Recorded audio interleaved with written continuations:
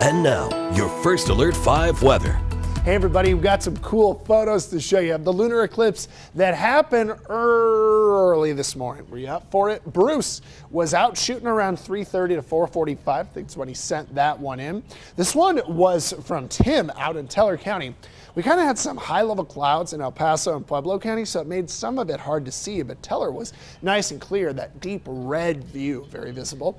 David got this one, beautiful orange-red hue over the mountains, the blood moon, the eclipse coming on through, and then Christina, just about the totality when she took this photo, and it was amazing. So big thanks to everybody who took photos, shared photos with us this morning. It was really nice to see. Our temperatures today are warm, and fire danger is one of our bigger stories through the afternoon, from El Paso, Pueblo County to parts of Huerfano County. Why? Well, because there's a lot of gusty wind coming out of the south and southwest, and it's very dry.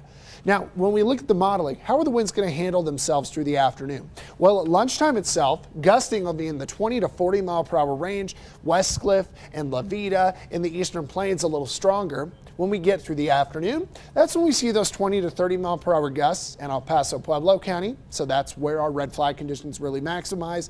We think Rye, La Vida, Springfield, probably going to be some of the gustiest areas through the daytime. By the time we get to 6 o'clock, the winds really do start to lighten up. They're still out of the south, and we should get kind of a consistent breeze overnight.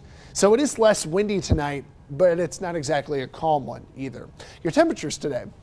We'll be in the 60s and 70s outside, so it'll feel pretty good out through the daytime. 60 in Woodland Park with the wind that's annoying, but in the sun it's not terrible. Temperature-wise, great. Again, if you get that wind, it's a little bit more annoying.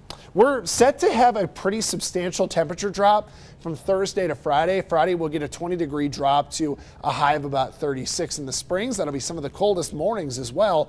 And then in Pueblo, 41 going into Friday, with those morning lows Friday night and Saturday night being in the teens. Now this is a loop of our satellite and radar imagery from this morning. Large low pressure area with the jet stream is giving California some moisture. Montana and parts of Idaho snow, but nothing for Colorado yet.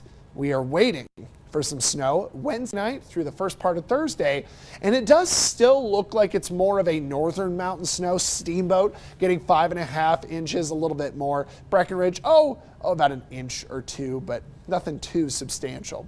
Now today is voting day, so we know that the gusts are going to be real strong throughout the daytime today. We know that tomorrow is a little bit more of a widespread fire weather watch day. These are going to turn into red flag warnings, and so fire danger does start to get a lot more aggressive going into tomorrow afternoon. It's kind of the similar forecast with Pueblo. We're just as windy as Colorado Springs is the next couple days.